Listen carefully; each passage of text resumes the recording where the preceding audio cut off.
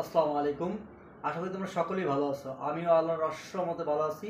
আজকে নিয়ে আসলাম তোমরা যারা এইচএসসি পরীক্ষার্থী রয়েছে তাদের জন্য খুবই গুরুত্বপূর্ণ একটি সাজেশন। এই সাজেশনটা খুবই গুরুত্বপূর্ণ এবং তোমরা জানো যে আমার প্রতিটা সাজেশন কিন্তু 100% কমন পড়ে।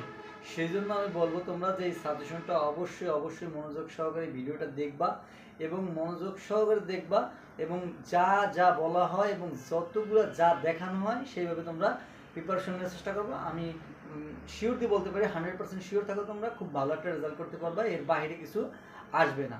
আসলে আমরা সাজেশন নিয়ে আলোচনা করি। আজকের বিষয় হচ্ছে বাংলা প্রথম পত্র। আমরা বাংলা প্রথম পত্রের সাজেশনটা নিয়ে আজকে কথা বলবো যে কত সহজে কিভাবে আমরা এ প্লাস পেতে পারি, কিভাবে আমরা এ গ্রেড পেতে পারি, কিভাবে আমরা পাস করতে পারি। কারণ আমরা সাধারণত এই 3 ক্যাটাগরি স্টুডেন্ট সবচেয়ে বেশি এখানে থাকি। কারণ আমরা অনেকে চাই এ প্লাস পেতে, আমরা অনেকে চাই যে মোটামুটি পাস করতে, অনেকে চাই মানে একদম পাস করলেই আমার হলো। সেইভাবেই আমি সাজেশনটা তৈরি করব।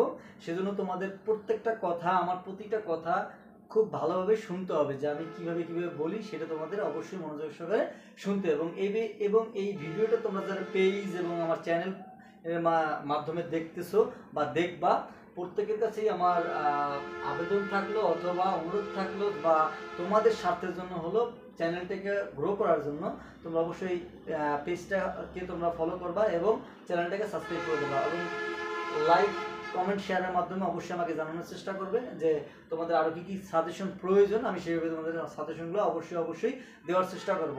আমার এই চ্যানেলে সব ধরনের সাজেশন কিন্তু পাওয়া যায়, অনার্সের সাজেশন পাওয়া যায়, মাস্টার্সের সাজেশন পাওয়া যায় এবং তোমাদের এএসএসসি এইচএসসি পড়তে কিন্তু সাজেশন পাওয়া যায়। সেজন্য আসো আমরা আজকে যে বিষয় নিয়ে আলোচনা করব, তোমরা এইচএসসি যারা পরীক্ষার্থী রয়েছো তাদের মূলত বাংলা প্রথম পত্র এই বিষয় নিয়ে আমরা আলোচনা করব। দেখো এখানে তোমরা জানো যে ক বিভাগে গদ্য অংশ থাকবে, খ বিভাগে পদ্য অংশ থাকবে এবং গতে থাকবে নাটক এবং ঘতে থাকবে উপন্যাস। এখন আমরা কিভাবে এখান থেকে পড়াশোনা করলে, এই শর্ট সিলেবাস দেওয়া হয়েছে সেখান থেকে আমরা কিভাবে পড়াশোনা করলে খুব ভালো একটা রেজাল্ট করতে পারি। দেখো এখানে আমি প্রথমে ক বিভাগে যে গদ্যগুলো রেখেছি তা হচ্ছে দেখো অপরিচিতা মাস্ট পড়তেই হবে, কোনো বিকল্প নাই। তারপর দেখো বিলাসী মাস্ট পড়তে হবে, আমার পথ মাস্ট পড়তে হবে, 52 দিনগুলো মাস্ট পড়তে হবে এবং রেইনকোট মাস্ট পড়তেই হবে। এই যে 5টা আমি গদ্যাংশ দিছি, গদ্যাংশগুলো অবশ্যই পড়তে হবে। এরপর আমি আবার দেখাই দেবো যে এখান থেকে কয়টা গদ্য পড়লে তোমরা পাস করতে পারবা এবং ফুল নম্বরটা কমন পেতে পারো। এখন আসলে দেখি আমরা খ বিভাগের পদ্য অংশ। এখানে আমি মাত্র 4টা পদ্য অংশ দিয়েছি বা পদ্য দিয়েছি। এই 4টা কবিতা পড়লেই তোমরা শিওর থাকো যে তোমাদের 2টা কোশ্চেন লাগবে, সেই 2টা কোশ্চেন অবশ্যই কমন পাবা এবং এখান থেকে তোমার 4টা কোশ্চেন থাকবে গদ্যাংশ থেকে, মানে গদ্য থেকে বা গল্প থেকে 4টা প্রশ্ন থাকবে। সেই 4টা প্রশ্ন আশা করি আমার এই 5টার মধ্যেই তোমরা পাবা। এখন দেখো এই পদ্য অংশে দিছি কি সোনার তরী মাস্ট পড়তেই হবে, তাহারই পরে মনে পড়তেই হবে, 18 বছর বয়স পড়তেই হবে, ফেব্রুয়ারি 1969 পড়তেই হবে। এখন এই 5টা গদ্য এবং এই 4টা পদ্য কারা পড়বে? ওই সকল ছাত্রছাত্রী পড়বে যারা মূলত এ প্লাস পেতে চায়, যাদের এ প্লাস পেতেই হবে তারা এই 5টা গদ্য এবং এই 4টা পদ্য এটা পড়তেই হবে, এর কোনো বিকল্প নাই, পড়তেই হবে। যদি এই কয়টা পড়ো তাহলে তোমরা শিওর থাকো তোমাদের এ প্লাস পাওয়ার জন্য সিকিউ অর্থাৎ সৃজনশীল যে প্রশ্নগুলো লাগবে শিওর থাকো প্রশ্নগুলো অবশ্যই কমন পেয়ে যাবা, কোনো দ্বিধাদ্বন্দ্ব থাকতে হবে না। এবং হচ্ছে যে তোমাদের 30টা এমসিকিউ থাকবে, সেই এমসিকিউ গুলো কিন্তু অবশ্যই কমন পেতে হলে সবগুলো এমসিকিউ কমন পেতে হলে সবগুলোই কিন্তু গদ্য এবং পদ্য পড়তে হবে। এখন আসো যে আমরা এ প্লাস যারা পাবো তাদের তো সাজেশন একটা হয়ে গেল যে আমরা এই কটা পড়লে আমরা পাবো, এর থেকে শর্ট করতে যাবো না, কিন্তু কি দরকার রিস্ক নেওয়া।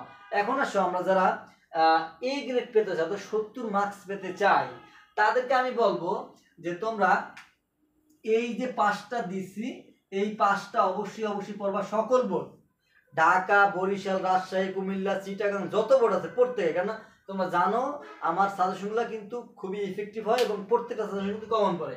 এই 5টা অপরিচিতা, বিলাসী, আমার পথ, 52 দিনগুলো এবং রেইনকোট পড়বা। এখান থেকে তুমি চাইলে একটা গদ্য তোমরা স্কিপ করতে পারো, সেটা হচ্ছে এই গদ্যটা অর্থাৎ আমার পথ, এটা বাদ দিতে পারো, কোনো সমস্যা নাই। এরপর এখান থেকে তোমরা পড়বা অবশ্যই যারা এ গ্রেড পেতে চাও তারা এই যে সোনার তরী এবং তাহারই পরে মনে, এই 2টা যদি তোমরা পড়ো তো শিওর থাকো তোমাদের এ গ্রেড পাওয়ার জন্য যে সৃজনশীলগুলো কমন পাওয়া দরকার, তোমরা কিন্তু অবশ্যই কমন পেয়ে যাবা। এখন আসো যে তোমরা যদি আর একটু ভালো করতে চাও তাহলে তার সাথে তোমরা অবশ্যই 18 বছর বয়স এইটা পড়তে পারো। তবে যারা ঢাকা বোর্ডে আছো তারা অবশ্যই ফেব্রুয়ারি 1969 পড়বা, ঠিক আছে। এখন আসো যে আমি শুধু পাস করতে চাই, তাদের ব্যবস্থা আছে। তারা শুধুমাত্র এই যে অপরিচিতা এবং বিলাসী সকল বোর্ডের যেহেতু, ঠিক আছে, 52 দিনগুলো এবং রেইনকোট মাস্ট পড়বাই, তার সাথে পড়বা 52 সোনার তরী, অবশ্যই পড়বা। কোনো বোর্ডের স্টুডেন্ট এই 52 সোনার তরী কবিতাটা মিস দেবা না, এবং পড়বা তাহারই পরে মনে। এই যে বললাম, এই যে চারটা, অপরিচিতা, বিলাসী, 52 দিনগুলো, রেইনকোট এবং সোনার তরী এবং তাহারই পরে মনে। পাস করার জন্য তো তোমার দরকার 3টা সৃজনশীল, অর্থাৎ তোমার 24-এর মতো পাইতে হবে, তাইলে তোমরা পাস করতে পারবা।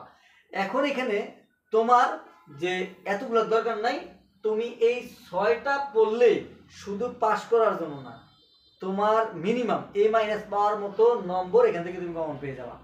আর এই যে উপন্যাস এবং নাটক, এখান থেকে 2টা করে কোশ্চেন থাকবে, সেখান থেকে 1টা করে লিখতে হবে। অবশ্যই আমি বলবো তোমরা এখান থেকে 3টা লিখবা এবং এখান থেকে 2টা লিখবা, আর বাদ বাকি থেকে 1টা করে লিখবা, কারণ এখান থেকে তো 4টা কোশ্চেন কমন পড়লে কিন্তু অবশ্যই লিখবা না।